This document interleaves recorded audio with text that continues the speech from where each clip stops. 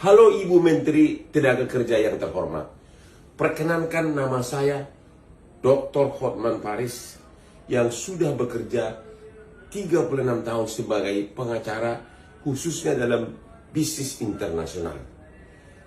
Saya 10 tahun lebih bekerja sebagai asisten dari berbagai pengacara bule, tapi kemudian 10 tahun berikutnya saya bekerja sebagai pimpinan membawahi banyak pengacara bule.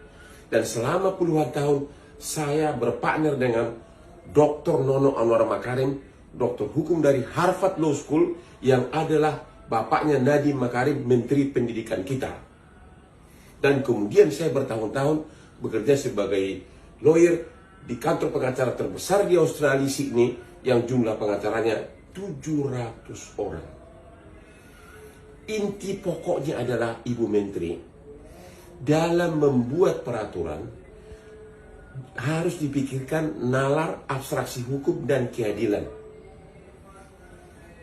Coba renungkan, si buruh, si pekerja yang bekerja 10 tahun, tiap bulan gajinya sebesar 2% dipotong untuk dimasukkan dalam jaminan hari tua, ditambah dengan 3,5% dari majikan. 10 tahun lebih uang itu masuk dalam jaminan hari tua, dan itu adalah uang dia. Tiba-tiba dia misalnya di PHK pada umur 32.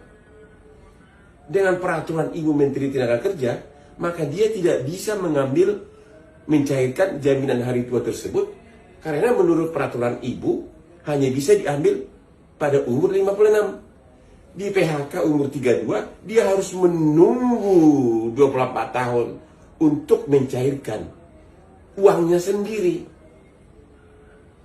Di mana keadilannya, Bu? Di mana keadilannya? Itu kan uang dia. Dan peraturan menteri sebelumnya sejak 2015 sudah mengatakan berbeda dengan peraturan Ibu. Menteri Tenaga Kerja sebelumnya mengatakan boleh dicairkan begitu dia di PHK. Di mana logikanya, Bu? Itu kan uang dia. Kalau dia di PHK umur 32, bisa saja dia selama menunggu 24 tahun sudah jatuh miskin, sudah pengangguran.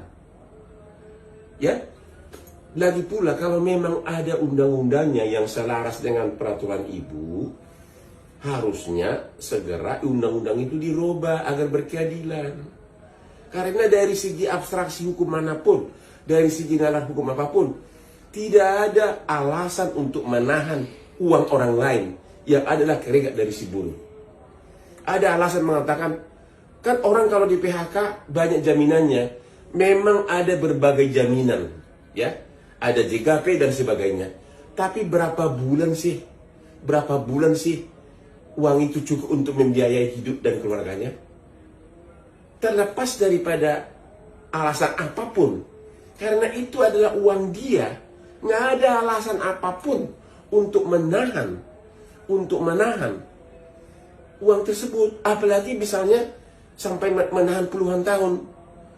Memang benar uang itu diinvestasikan oleh BPJS untuk berbagai investasi. Tapi ingat, Bu, kalau sudah puluhan tahun, Ibu jangan lupa. Ingat kasus Asabri, kasus asuransi Jiwasraya, walaupun diawasi oleh OJK reksadananya, apa yang terjadi? Dan itu uang siapa yang kemudian dimainkan oleh Jiwasraya di pasar modal, dan akhirnya hilang itu semua uang. Tolong hati-hati, Bu. Sekali lagi, ini adalah uang dari si buruh tersebut, uang dari si pegawai tersebut. Ya, benar-benar tidak ada alasan untuk menahan puluhan tahun. Salam Hotman Paris.